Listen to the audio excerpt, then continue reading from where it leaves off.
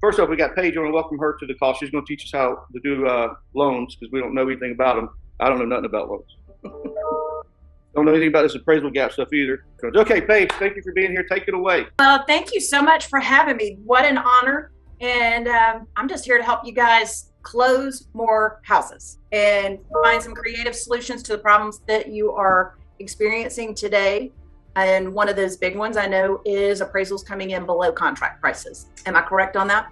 Yes. You know, houses are, like you guys see day in and day out, buyers are having to bid over ask.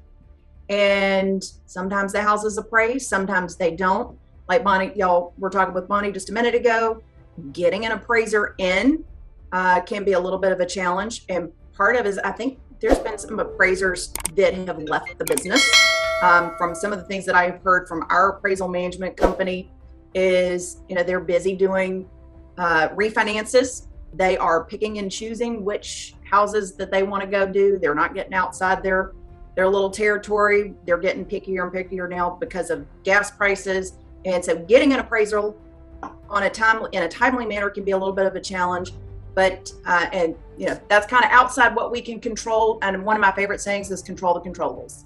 And one of the things that I can help you guys do is save deals in case the appraisal comes in less than the contract price. And many buyers believe that they've only got a few options. One, try to renegotiate with the seller. And if you're representing the seller, you don't want to do that. Two, come to the table with a dollar for dollar difference in the difference between the appraised price and the contract price. And in some cases they do, but in many cases they don't. And that's where my appraisal gap strategy comes in. And then the third option that buyers think that they have, or only other option that they have, is to back out of the contract. And they are fighting too hard to get under contract in the first place. They've fallen in love with this house. It's probably the 6th or 7th house they've fallen in love with. So the last thing you want to do is to have that deal unravel and have to have that buyer start over. You know, like we were just talking about, it is crazy. Like, people leave in California, but they're all moving to different states. But in California, they still have a housing shortage. Like, I don't understand how that happens. Maybe it's because they can't build. I don't know. But then you've got still in New York. Everybody's leaving New York and New Jersey. Housing shortage. It's not like we had a fire. And now we have a shortage of appraisers. But that's the best appraisers. What I think's going on is that I think there's the same number of buyers. There's just people just start selling their house because the inventories are so low that there's not more buyers. There's just more buyers per house.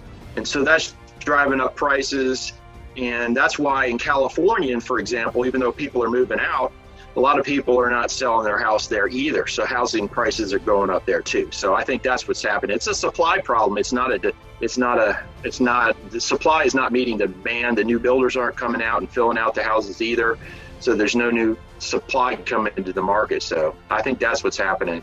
We're not creating more dirt. Like, you know, they're not getting more. There's no way to increase land. And some of your landowners have refused to, like, we're sitting on 20 acres. We ain't selling because there's nowhere I can get this for what I could get even in price. You know, you got people that do have acreage that don't want to sell. That's what's keeping the pent up supply. That's what's keeping the supply down so low. But what happened to the appraisers? I guess the best answer is they're just doing refis because people are pulling refis. Hey, do you think that we will see in Atlanta the 40 and 45 year terms like they have in California on our mortgages? We actually have 40-year terms on some of the loans that we can offer. I mean, some people are going to they can't afford to buy the houses. But anyway, I don't want to make our call too long today. I'll stop talking.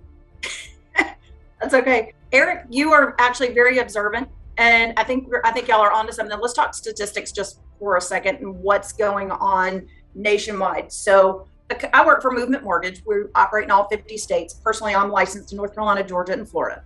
So I am in constant conversation with loan officers and real estate agents. I actually used to be a real estate agent, which was how Bonnie and I know each other.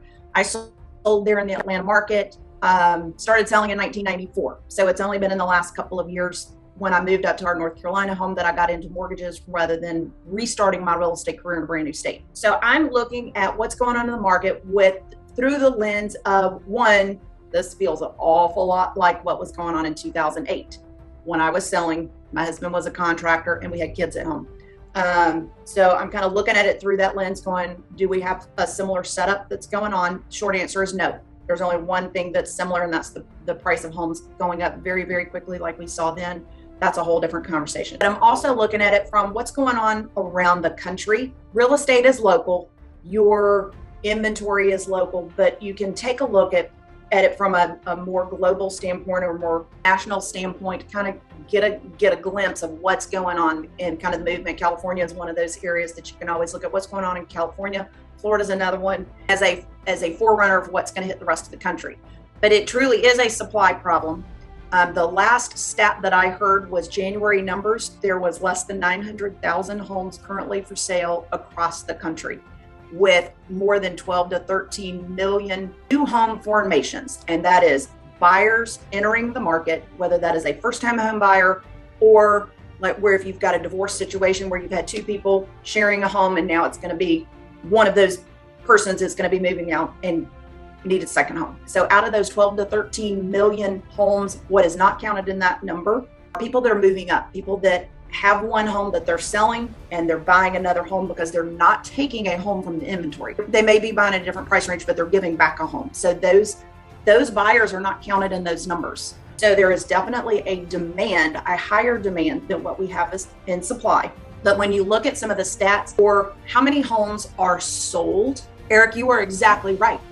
It is a similar, not exact, but it is a very similar number to homes being sold and has always been sold. Kind of on the flip side of that, one of the things that years ago I was with a big Keller Williams group, and they hired a statistician to present what was going on in the market and take a deeper dive into the numbers, not just what FMLS was showing, a deeper dive in kind of peeling some of the layers of the onion back to see the why behind the what. And one of the things that they discovered back in 2011 was it was the same number of homes being sold then too, except then it was an oversupply.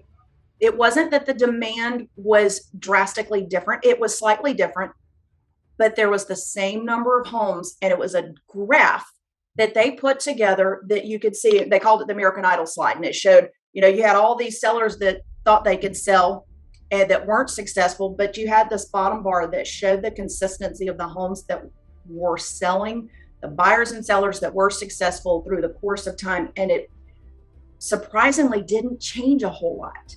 And that was a real aha moment for me, and perhaps another call. And I've showed this to Bonnie over the years. One of the things that had a dramatic difference in my real estate career, particularly shifting a mindset from being a buyer's agent to a listing agent, was a presentation that I put together and just a conversation that I could have and have the paper in front of me to illustrate what I wanted to share with the sellers, in that the correlation between the money that they're going to put in their pocket and the length of time on the market. And that was a real turning point for me, but it came from looking at some of the dynamics that were going on in the market. So that might be something. Right now I know listings are selling as fast as you're putting them on the market. So it's kind of a flip conversation. If you've got buyers that think they're going to enter the market and try to negotiate down on the price, particularly on a house that's been on the market for 12 hours, could give you some tools to have a conversation with them to give them the reality of what's going on before you've spent hours and hours and hours driving around showing them houses. Can you share your screen and show us the numbers? I think Daniel will have to let you. Yep, Daniel, if you will allow me to share my screen, I'm ready to show you the appraisal gap strategy and walk you through that. Okay, can everybody see my screen? So what we are looking at here, let me just kind of give you, this is the illustration that I had done for Bonnie. And this is assuming purchase price of $360. First column here is purchase price of $360, and the appraisal comes in at $360. That's what everybody's hoping for. This particular buyer is putting 20% down, puts his loan amount at $288, his down payment at $72,000. Jump down here to the total cash to close. This buyer has already committed and is mentally prepared to bring to closing roughly $82,000. The monthly payment kind of up a couple little bars here. His total monthly payment, PITI, $1,960 a month. The question comes in, what happens if the house doesn't appraise? Assuming that this buyer has got a little extra money that they can bring to the table to cover that appraisal gap, because that's what they believe. The buyer's agent believes, and the buyer believes that if I'm going to close on this house, I have to come with that gap. in additional funds to closing. So let's take a look at what that looks like. So let's say the house appraises at 340. There's a $20,000 appraisal gap right there. So the loan to value is always based on the lesser of the purchase price or the appraised value. So over here on the left, the loan to value, that 20% loan to value or 80% loan to value, the 20% down is based on a purchase price of 360. Well, now the value is the lower number. So this buyer wants to put the 20% down still. They don't want to pay mortgage insurance. So they're going to have 20% down or 80% of this 340. That puts their loan amount at 272. Interest rate changes just ever so slightly because the loan amount's lower. Their monthly payment, $1,850. It's about $90 less. Look down here at this bottom line. Their cash to close is now almost $98,000. A whole lot more than this 82 that they were prepared to spend. And why is that? Can you go into that? That's the appraisal gap, because that's their 20% down. That's their closing costs. That's their prepaids, plus the difference between the appraisal and the contract price. So that is them coming to the closing table with a dollar for dollar difference between the appraisal gap and the contract price. This makes sense? Now let's look at the appraisal gap strategy. And this is it is a very simple restructure of the loan. Purchase price still is 360, value is still 340, but we're going to, instead of putting 20% down, the 340, we're going to have the buyer do, I think this scenario is 15% down. So we're going to keep the loan amount very similar to the first scenario over here that they had already committed to. So the loan amount is going to stay at $289. The down payment, and this down payment, part of this $71,000 is the down payment, but we're going to shift. We're going to take part of what they had, this 20% that they had already mentally committed to. We're going to take that payment, and we're going to split that payment up. They're going to have less that goes to the actual down payment, and we're going to shift some of those funds to cover that appraisal gap, but have that total number is going to be about the same. So what we're going to do, so now they're putting less than 20% down. They're going to have to pay mortgage insurance. And mortgage insurance is a 4-letter word for most real estate agents and for most buyers. Let me help kind of take that away from you. Mortgage insurance, nobody wants to pay something that they don't absolutely have to pay. But mortgage insurance does a couple things for the buyer that they just don't even realize the benefits of it. Yes, it lowers the risk to the lender, which is the ultimate reason why they're paying that. But what it does for the buyer is it allows the buyer to come to closing without having to put 20% down. If it weren't for mortgage insurance, everybody would have to be putting a minimum of 20% down. So that mortgage insurance allows them to come to the closing table with less than that 20% down, but because it lowers the risk to the lender, interest rates are risk-based pricing, so the interest rate comes down. So buyers always think, or the buyers I talk to anyhow, always think, oh, I'm putting 20% down, I'm going to get a better interest rate than if I were to put 15% down. And that is absolutely not true. The risk to the lender is higher on an 80% loan to value. So look at the difference. The day that I ran these numbers, 20% down was 5 1/8. 15% down was below 5%. So significant savings in interest, both monthly as well as over time. Their total monthly expenses, $1,919, less than over here than if everything went perfectly. Their total cash to close, $81,600. It's actually $350 more than if that house appraised at the full contract price. Lower monthly payment, lower interest rate, cash to close within a couple $100. And these people still got their dream home. It's a win-win. It is a win-win. And the seller's happy, the buyer's happy, the loan officer's happy. And this is just a huge win-win. It is a very, very simple restructure of the loan. Every single loan officer should know how to do this. Unfortunately, they don't. What we have done here is a single premium mortgage insurance. For a buyer that does not want to pay monthly mortgage insurance, that is not the only option. There are options to pay a one-time upfront single premium for this mortgage insurance for this particular buyer because they had good credit. was all of $1,500. And that's rolled into this number down here. Wouldn't this only work if they were willing to put 20% down, though? Great question. They do need to be putting less than the minimum down. So we've got to have room to be able to increase that loan to value. So, if somebody's doing a 3% conventional loan, an FHA loan, putting the 3.5% down, doing a VA loan with 100% or USDA with 100%, I got nowhere to go. But if they were doing less than that minimum, even if they're doing as little as 5%, and we've got room to be able to go up to a 3.5% or 3%, we can restructure it. The numbers don't come out as beautiful as they are here, but it still keeps them from having to come to the closing table with a dollar for dollar difference. Ideally, they're putting 10% or more. So I actually have one. They're willing to put, I think, about $30,000 down, and it's a $240,000 purchase price, which was $15K over list. I did put in a special step $5,000 appraisal gap. So if we come into an appraisal issue, which I'm fairly certain we will, how should I tell the lender to structure it so it's more beneficial to them? They need to change the loan to value to a higher loan to value. And as much as I would like, I'd like to do the loan on that, if they're already down the road and everything else is going fine with the lender, I don't mind talking to the lender. Yeah, I may get you in touch with her if you don't mind, for sure.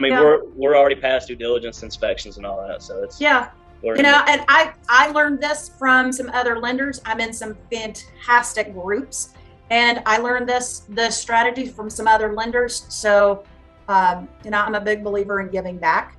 So I am more than happy to teach some other lenders how to do this, and would love the opportunity to help your buyers from the get-go. But if you're midstream and you need to get to the closing table, by all means, I am more than happy to teach this strategy to some other lenders so they can continue to help. Good deal. Well, I appreciate it, Paige. Thank you. Yeah, you're welcome. Hey, Jack, I have a question for you. I want you to reach down there to your right next to your right thigh, and pull up your crystal ball and tell me what you think is going to happen with rates this year. I think we're going to continue seeing them go up for the most immediate future. And then I think probably towards the end of the year, we're going to see them come down a little bit. But I liken it to a sale at Kohl's, where they raise their prices before they put things on sale, and then they put things on sale and bring the prices back down to where they should be. I don't believe that we're going to see them in the threes by the end of the year, but I do believe that they're going to kind of peak and then come back down. And the reason I believe that is because indicators are that we are heading towards a recession. Yesterday was the first day that we saw the 10-year and 2-year yield spread dip below the 10-year is now less expensive than the 2-year. And that has been historically an indicator that we've got a recession pending. It's just, how many months out in the future before that recession starts. Recessions historically have been very positive for interest rates. They also have been very positive for home prices. Home prices will continue to rise. Maybe we're looking at rates right now, 5.5. I've even quoted some things up in the 6s for buyers that do not have 760 credit scores or better. I think we'll see mid 4s again by the end of the year. Do you think that we'll keep the appreciation? Yes. The appreciation is just off of the scales. Market experts are saying that, or at least they started out at the beginning of the year saying that the rate of appreciation was not going to maintain in that 20+%, that we would see something that was going to be more in the historical 5%, at least single digits, anywhere from 5 to 9%, depending on the expert that you listen to. We've not seen that. And they were all saying back in the beginning of January, they were all saying that we would start to see the appreciation rate slow down by now. And we've not seen that. And it's purely supply and demand driven. And as long as you've got the competitiveness for a particular house, and it's the buyers that are driving that price up. One of the things that I used to always tell my sellers that were particularly the ones that wanted to overprice their houses, you can always overprice a house. You can never underprice a house, because the market is always going to drive the price of that house up. And a buyer is always willing to overpay for a house, but it has to be their idea, or they're not always willing to overpay for a house. But if they're going to overpay for a house, it has to be their idea. It cannot be the seller's idea where they've overpriced the house and the buyer reluctantly pays over. It is that competitiveness, that auction effect, where buyers know that, you know, the seller is starting with the list price here. That's the opening bid for the auction, and that you are competing with other buyers, and they're driving that price up because of that. And until that dynamic corrects itself, we are going to continue to see rapid escalation in. So what I was thinking is, when this appreciation that keeps rolling, they'll be able to drop off that mortgage insurance. Yes. I mean, they'll be able to drop it off. I don't know if there's a time frame for it or however it works nowadays, but obviously when they get that 20% appreciation back into it, they can go and refi. They can.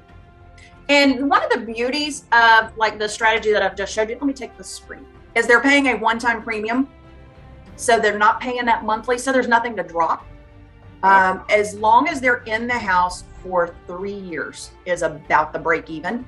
And under normal circumstances, they're going to be in that house that long before they've got the opportunity to refinance and drop that mortgage insurance, particularly if they were in the house, you know, going in with minimal down payment. I had mortgage insurance one time, and I refied out of it, and I think it saved me like $256 a month or something. So this is a one-time deal that this is a one-time. Yep. And this particular illustration, had I shown it monthly, mortgage insurance is based on it's an insurance premium, and it is also risk-based pricing.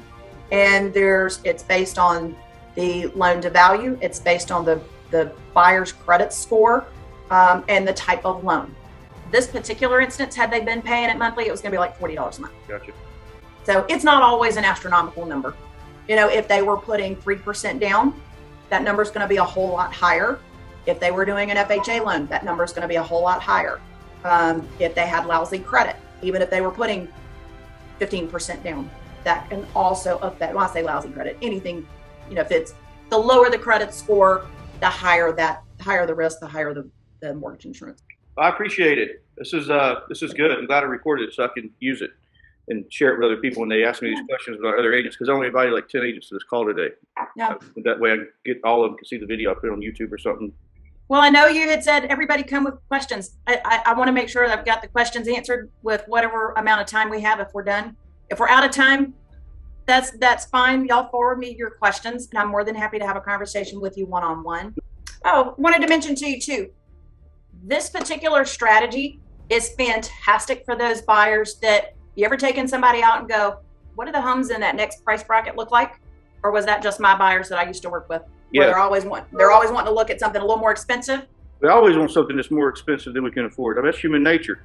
That's like desire. Desire is a contract with yourself to be unhappy until you meet that goal, and then you want more. It's human nature. Yep. The kind of the same dynamics of the same appraisal gap strategy can be used in other ways. I had another client that came to me. One of the first things I always want to know is, you know, what that buyer's priorities are. They want the lowest monthly payment, lowest cash to close, lowest interest rate. They can get two of those three. They can't get all three, not at the same time. And had a particular buyer just recently, lowest monthly payment was his number one priority. Number two priority was least cash to close. He was selling another house. He had some money. We looked at putting 20% down or 15% down, this exact setup for this appraisal gap strategy. He was adamant, did not want to pay monthly mortgage insurance. Okay. But he wanted the down payment of the 15% down, but he wanted the monthly payment of the 20% down.